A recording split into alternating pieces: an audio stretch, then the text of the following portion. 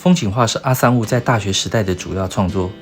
由于高中时期跟着陈进辉老师在淡水地区到处写生的功力积累，再加上农村长大的生活经验，对于大自然风景这类的题材，阿三悟是熟悉且热爱的。回顾大学时期的习作，阿三悟认为当时有些作品具有传统和古典的韵味，因为其中一些灵感来自于古诗，像是王维、苏东坡和现代作家，而这些作家的共同点都是从大自然获得启发。谈到风景画，阿三悟悠然记得前辈画家杨三郎老师生前一再的提醒，要他永远不要放弃画风景。杨三郎这一位台湾前辈画家，一生都执着于写生。他认为画者贴身大自然，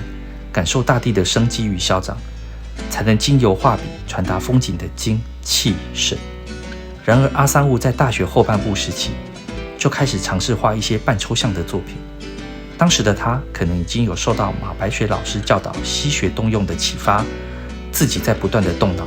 想做出与众不同的作品。不过这样的画风突破也让阿三悟面临到瓶颈。比如说有一个人到海边去，他欣赏海或者欣赏落日，他懂得欣赏的话，他就在眼睛里面等于画了一张画。我想在灵性方面的培养非常重要，因为绘画画到某一个程度的时候，你会发现在感情上或者思想上，你需要灵性方面的培养，要不然你没有办法突破你过去的生活圈子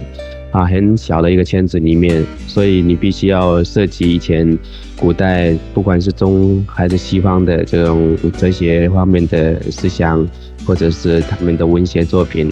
我觉得诗和哲学对我来说非常有帮助。那么在中国方面的书呢，我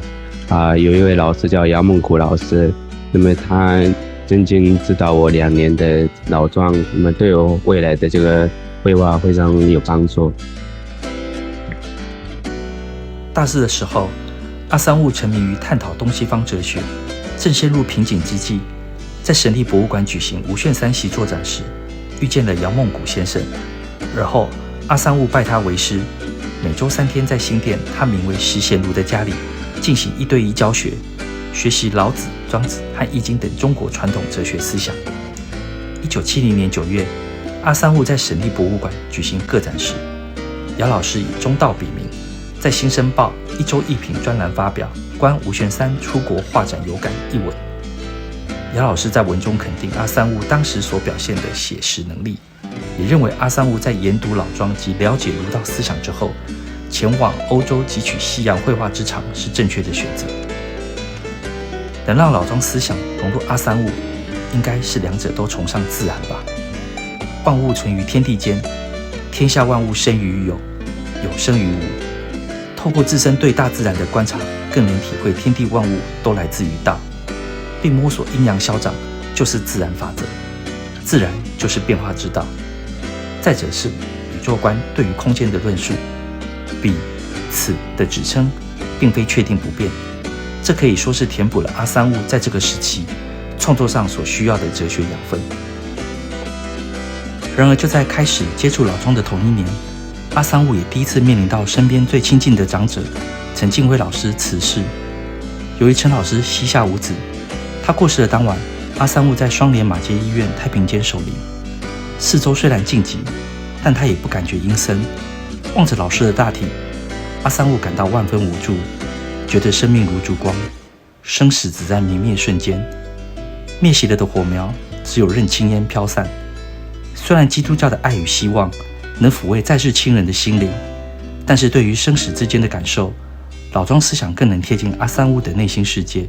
而让他有更多的体悟。随着毕业的日子接近，阿三悟也跟大部分的应届毕业生一样，面临同样的问题，该何去何从？当时的他本来想要接受国华广告公司的聘书邀约，